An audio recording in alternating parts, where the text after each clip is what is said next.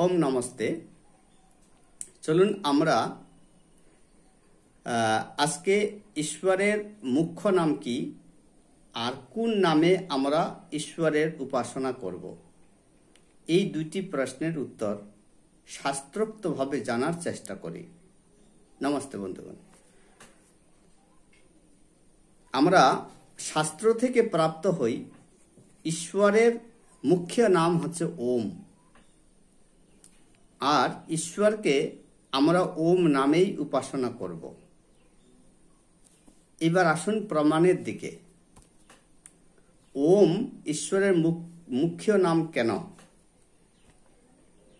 কারণ এই ওম শব্দ হতে অ, উ এবং ম এই তিনটি অক্ষর প্রাপ্ত হওয়া যায়। ওম শব্দ সমুদায়ে আমরা কি প্রাপ্ত হই? অ, উ এবং ম। তাহলে এখন প্রশ্ন হতে পারে যে এই তিনটি অক্ষরের তাৎপর্য কি? এই তিনটি অক্ষরের তাৎপর্য হচ্ছে অকারে হয় বিরাট, অগ্নি এবং বিশ্বা, উকারে হয় হিরণ্যগর্ভ, বায়ু ও তৈজস, আর মকারে হয় ঈশ্বর, আদিত্য ও প্রাজ্ঞ। এই যে বিরাট, অগ্নি, বিশ্বা, আবার হিরণ্যগর্ভ, বায়ু, তৈজস, ঈশ্বর, আদিত্য ও প্রাজ্ঞ, এই নামগুলোর ব্যাখ্যা বা বৈয়াকরণিক বিশ্লেষণ আমরা পরবর্তী ভিডিওতে জানার চেষ্টা করব। চলুন আজকে শুধুমাত্র অথহ ওমকারহা, আমরা সেই অথ ওমকারের ব্যাখ্যা আজকে করব। তাহলে এই ওমকার সম্পর্কে শাস্ত্রোক্ত প্রমাণ তুলে ধরতে হলে আমরা প্রথমে আসব যজুর্বেদের 40 অধ্যায়ের 17 নম্বর মন্ত্রের শেষাংশে আসব। সেখানে বলা হয়েছে ওম খম ব্রহ্ম। তাহলে এই ওম কি, খম কি, ব্রহ্ম কি, এই সম্পর্কে আমরা জানার চেষ্টা করি। তাহলে এই সম্পর্কে জানার জন্য আমাদেরকে জানতে হবে যে ওম খম ব্রহ্ম অবতীত্যম আকাশম ইব ব্যাপকত্বাৎ সর্বেভ্য বৃহত্ত্বাৎ ব্রহ্ম। এখানে বলা হয়েছে যিনি রক্ষা করেন তিনি ওম, আর যিনি আকাশের ন্যায় ব্যাপক তিনি হচ্ছেন খম, আর যিনি সর্বাপেক্ষা বৃহৎ তিনি হচ্ছেন ব্রহ্ম। চলুন, যিনি রক্ষা করেন তিনি ওম। তাহলে কে রক্ষা করেন? ওমকার রক্ষা করেন। পরমেশ্বরের মুখ্য নাম যেহেতু ওম, তাহলে তিনি আমাদের অন্ন দিয়ে, জল দিয়ে, আকাশ দিয়ে, বাতাস দিয়ে, আলো দিয়ে এবং বনস্পতি দিয়ে আমাদের রক্ষা করেছেন। কে রক্ষা করেছেন? পরমেশ্বর ওম। আর এই পরমেশ্বর কেমন? এই পরমেশ্বর হচ্ছে আকাশের ন্যায় ব্যাপক। কিসের ন্যায় ব্যাপক? আকাশের ন্যায় ব্যাপক। আকাশ যেদিকেই তাকাই না কেন সব দিকে যেমন আমরা আকাশ দেখতে পাই, ঠিক তেমনি পরমাত্মা সর্বত্রই বিরাজমান, তাই তিনি আকাশের ন্যায় ব্যাপক। সেই পরমাত্মা বা ওমকারকে আমরা ফিতা দিয়ে মাপতে পারবো না, কারণ এই আকাশকে আমরা কোনো কিছু দিয়েই মাপতে পারি না। তাই সেই পরমাত্মার নাম অপরিমেয়, যাকে কোনো কিছু দিয়েই পরিমাপ করা যায় না। তাহলে ঈশ্বর বা ওমকার অপরিমেয়, তিনি আকাশের ন্যায় ব্যাপক। তাই বলছে যে অবতীত্যম আকাশম ইব ব্যাপকত্বাৎ, তিনি আকাশের ন্যায় ব্যাপক। এবার আসুন ব্রহ্ম।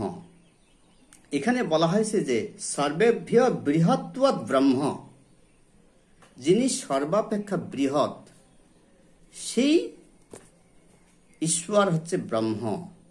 তাহলে এই যে সর্বাপেক্ষা বৃহৎ, আমরা সাধারণত কোনো বিগ্রহ সৃষ্টি করলে বা বিগ্রহ তৈরি করলে তার হাইট 3 ফিট হয়, 4 ফিট হয়, 5 ফিট হয়, বা মূর্তি তৈরি করলে সে 5 ফিটের হয়, 3 ফিটের হয়, অথবা 3 হাতের হয়, 4 হাতের হয়, 5 হাতের হয়, 7 হাতের হয়, এবং 14 হাত কালী আমরা জানি। কিন্তু পরমাত্মাকে 5 হাত, 7 হাত, 14 হাত দিয়ে পরিমাপ করা যায় না। তিনি বলছেন যে সর্বেভ্য বৃহত্তর ব্রহ্ম, অর্থাৎ তিনি সর্বাপেক্ষা বৃহৎ। এই জগৎ যেমন সর্বাপেক্ষা বৃহৎ, যেমন আমরা পৃথিবীতে বাস করি, পৃথিবীর চেয়ে 13 লক্ষ গুণ বড় হচ্ছে সূর্য। তাহলে এই 13 লক্ষ গুণ বৃহৎ আকারের সূর্যকে পরমাত্মা সৃষ্টি করেছেন, ঈশ্বর সৃষ্টি করেছেন, ওমকার সৃষ্টি করেছেন। তাহলে আমাদের কাছে এমন কি বিষয় আছে, এমন কি বস্তু আছে যে আমরা সেই সূর্যের চেয়েও বড় কিছু বিগ্রহ বা মূর্তি তৈরি করে তার পূজা করব?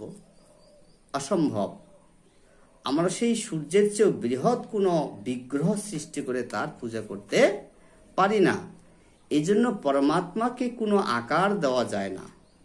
তাই বলা হয়েছে পরমাত্মা নিরাকার, ঈশ্বর নিরাকার, ওমকার নিরাকার। এই ওমকার নিরাকার বলিয়াই তাহাকে দেখা যায় না। তিনি অদৃশ্য। তিনি জলে রয়েছেন, তিনি বায়ুতে রয়েছেন, তিনি আলোক রশ্মিতে রয়েছেন, তিনি সর্বত্রই ব্যপ্ত। তাহলে এই যে শাস্ত্রোক্তভাবে এই 3টি নামের দ্বারা আমরা স্বতঃসিদ্ধ ব্যাখ্যা পেলাম, এবার আমরা আসি বেদান্ত দর্শন কি বলছে এ ব্যাপারে। চলুন আমরা মান্ডুক্যীয় উপনিষদের প্রথম শ্রুতি অর্থাৎ মন্ত্রের দিকে যাই। মান্ডুক্যীয় উপনিষদে বলা হয়েছে, ওম ইতি এতৎ অক্ষরম ইদম সর্বম তস্য উপব্যাখ্যানম ভূতম ভবৎ ভবিষ্যৎ ইতি সর্বম ওমকার এব চ ইয়চ্চন্যৎ ত্রিকালাতীতম তৎ অপি ইতি ওমকার এব। তাহলে এখানে কি বললেন? উক্ত মন্ত্রে বললেন যে ওম ইতি এতৎ অক্ষরম, এই ওম শব্দটি, ইতি এতৎ অক্ষরম, এই অক্ষরগুলি, এই অক্ষর, ইতি এতৎ অক্ষরম ইদম সর্বম, এই সর্বত্রই তিনি ব্যপ্ত, ইদম সর্বম তস্য উপব্যাখ্যানম, তার স্পষ্ট ব্যাখ্যা এই যে উদ্গীতম উপাসিত, তাকে উদ্গীত রূপে উপাসনা করিতে হয়। তাহলে এখানেও কিন্তু মান্ডুক্যীয় উপনিষদ প্রমাণ দিচ্ছে যে আপনি যে উপাসনা করবেন, আপনি যে ঈশ্বরকে ডাকবেন, আপনি যে পরমাত্মাকে স্মরণ করবেন, আপনি যে ভগবানের কৃপা লাভ করবেন, আপনি যে ভগবানের শরণাপন্ন হবেন, কি নামে? আপনি অবশ্যই অবশ্যই অবশ্যই ওম নামে ঈশ্বরের উপাসনা করবেন। এই ওম নাম ব্যতীত যদি অন্য কোনো নামে আমরা উপাসনা করি, তাহলে নিশ্চিত শাস্ত্র বিরুদ্ধ উপাসনা হবে। আর ঋষি মহর্ষি এবং তপস্বীদের সাধনালব্ধ এই তথ্য কথাগুলো 100% সত্য, যে আমরা যদি ঈশ্বরের মুখ্য নাম ওমকারের মাধ্যমে উপাসনা না করি, তাহলে সমস্ত উপাসনা বৃথা। এই জন্য আমাদের ওম নামে ঈশ্বরের আরাধনা উপাসনা করতে হয়। শুধু কি তাই, গীতাতেও, সমগ্র গীতাতে 700 শ্লোকের মধ্যে 5 বার ওম নামের স্মরণ করার কথা বলেছেন কে? ভগবান শ্রীকৃষ্ণ।